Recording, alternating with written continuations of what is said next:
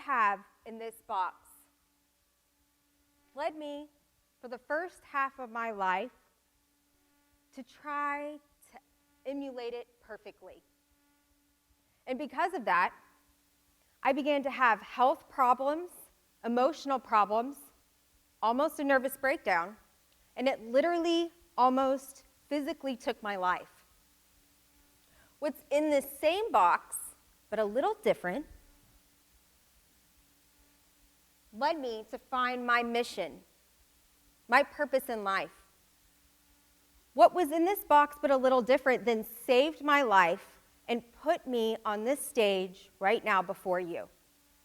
What's in this box? It's a Barbie. I don't have too many memories of being very young. But one of my favorite memories and first memories was when I was 3 years old.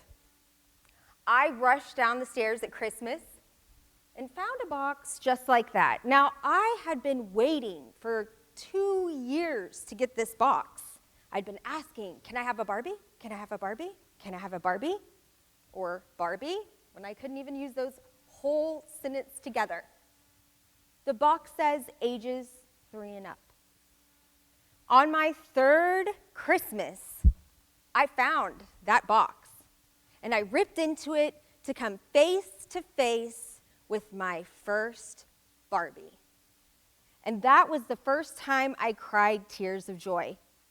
I hugged that Barbie to me, and right there and then I promised I was going to be Barbie. It didn't matter what it took or what I had to sacrifice, I would be Barbie. It was going pretty well. I meticulously dyed my black curly hair to blonde as soon as I possibly could. I cut it in a bob, and I straightened it multiple times a day. The 139 pounds in front of you was down to what I thought at age 19 and until I was 28 as a slim Barbie, 82 pounds. I went to community college, put myself through college, and I found my kin. Blonde hair, blue eyes, came from a great family, well off, played tennis, made nationals in his high school and then in college. Everything was going perfectly. We dated for 10 years. And then he proposed to me and put a 4.5 carat ring on my finger. I had my Barbie ring. I had my kin. We moved into Preston Hollow, which is where George W. Bush lives. I had my Barbie house. I had my Barbie car, a champagne Lexus. And to the outside, everything looked picture perfect. Inside was a totally different story. I was abused in every way possible inside that Barbie house by my kin because I didn't feel of worth. No matter how perfect I tried to look, no matter how much I tried to cram myself in that Barbie box, something wasn't working for me. But I still kept that smile. I started to have health problems, stomach issues, then rashes. I was diagnosed with 4 autoimmune diseases. And then I started to lose my hair. Not just strands here and there. I would wake up engulfed in my own hair. Sometimes I even had nightmares that I was suffocating because of all the hair that was falling out and into my mouth while I slept. I was in denial. I continued to try to fake it till I made it. My situation worsened. By the time I was 27, I had a 4.5-minute seizure. I was diagnosed with my 5th autoimmune disease, alopecia universalis. You will never get your hair back, they said. It will fall out everywhere. This to me was a death sentence. You see, I could deal with the fact that I almost had a cardiac arrest at 28. I could hide it. I could deal with the fact that my stomach would not allow me to eat foods, pretty much any food anymore. I could deal with the abuse, so I thought.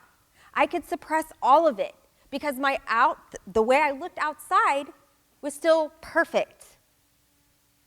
But when I lost my hair, I could no longer hide behind it. It was terrifying, and I thought my life was over. I actually wore wigs to sleep in because I didn't want my kin to see me as anything less than perfect. Again, I tried to cram myself in that Barbie box so badly. There came a point when I went to church, and it was 102 degrees. The AC was off. There was no AC that day. And I remember being in the bathroom sobbing, trying to put wet paper towels on top of my head underneath my wig. And something clicked. I heard this voice say, "You're stronger than this. Keep going. You can do it without the wig. Just keep going. Keep going." I didn't 100% believe it, but something inside of me knew that hair was not going to conquer me. I had been through too much and too far to let a little bit of baldness ruin my Sunday experience. And I did the most terrifying thing I've done up to then. I took off my wig and I marched into that sanctuary where everyone I had ever gone to church with since I was small was there. Now, let me just paint a picture. When you have seen someone for 30 years and they walk into the bathroom stall and walk out bald, that's a little strange. I always told them, I'm sure they were thinking, what stall did you use? Because I'm not using that stall. That's bad. But in that moment, they accepted me. Sure, I had some double looks. I mean, that happens when you go in with hair, come out without hair. But it wasn't this whole thing I built inside my mind. It wasn't. I started to refuse to wear my wig. I worked where my husband worked, and I refused to wear my wig. It was uncomfortable, and I was tired of hiding. They didn't enjoy that at all, especially since I was the marketing and event coordinator for brokers in the Dallas area. I was supposed to look a certain way, and when I refused to look that way, I was laid off. Shortly after, I got the best present I had ever gotten from my husband. On our 2-year wedding anniversary, he gave me divorce papers.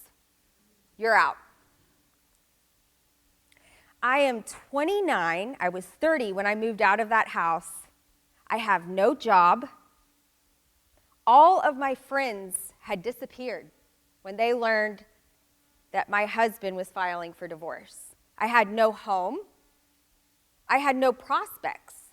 I didn't have any money. What was I going to do? Who would ever love me like this? I was unhealthy.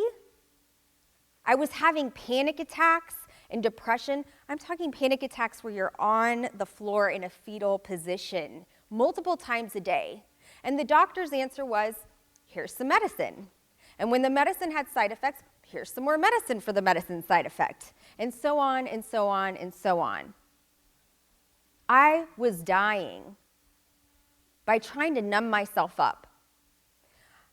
During that time, even though I had no idea what to do, I kept hearing that voice, keep going, keep going, keep going. And sometimes, I'm not going to lie, it made me mad. I can't do this. I'm not strong enough. I don't know what you want from me. Move on. The whole cliche, what doesn't kill you makes you stronger, infuriated me. Move on. I've had my share. I am the victim of this. When my husband handed me those divorce papers, I thought, this is the end of my life. I can't make it. This is it. But yet I still kept going because I had that voice inside of me, even though I had no idea what I was going to do. I started volunteering.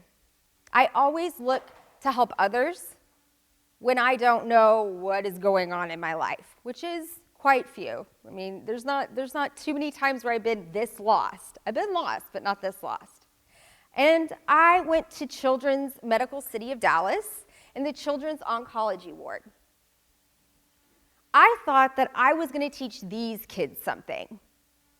But as is true for when most of us adults try to teach children something, they're the ones who taught me. They literally saved my life. You see, I was there 2 months before I saw a little girl who was 3. And she got a box that I knew very well, except something different was in this box. But in that one moment, she started to cry. And I had an aha moment of all of these things that I was trying to play the victim of, that I was saying, oh, why me? This is awful. This is the end of my life. All of these things were blessings. They were gifts that I was being given. So I would have this experience so I would know why I was here on this earth. You see, what was in this Barbie box was the bald Barbie Ella.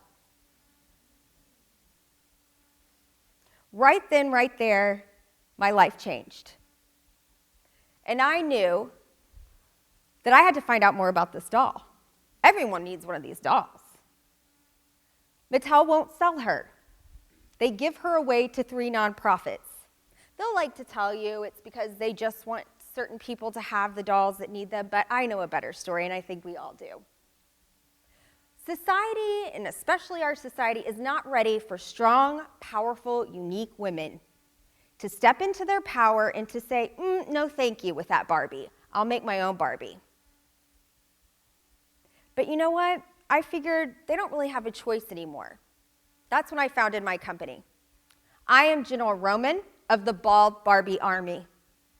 And I am here to redefine beauty one doll at a time. My troops and I are on a revolutionary path to change the way that society looks at beautiful. That was my old story. Let me just give you a quick rundown of what my life looks like now.